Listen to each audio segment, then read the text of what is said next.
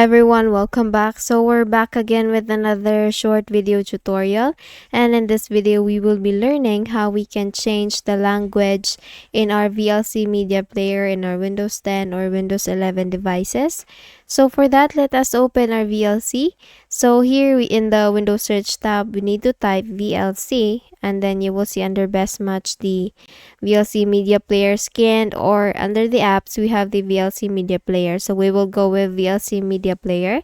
Now make a click on that, and once you do that, you will see at the very top part or portion, you will see the media, playback, audio, video, subtitle, tools, view, and help option. So please go with the tools option here, and once you click on tools, you will see the options like effects and filters, track synchronization, media information, codec information, VLM configuration, program guide, messages. So we will be going with the very bottom option, that is the preferences. So please click on preferences, and once you do that, you will be able to see this window coming up. So in here, you will see the language, menus language. All you need to do is just to go to the drop down button and click on that, and you will be now able to choose the preferred language that you want for your VLC Media Player. For example, you want American English,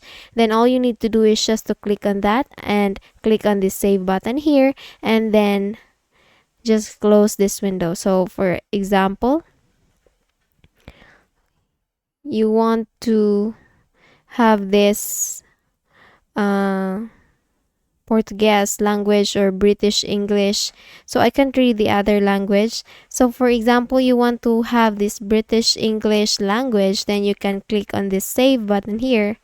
You have to click on the language that you want, click this save button here, and then once you do that, close this VLC Media Player, and again, to apply the changes that you have made, just open again the VLC Media Player, and then once you do it, you will be seeing the VLC Media Player in the language that you have just chosen.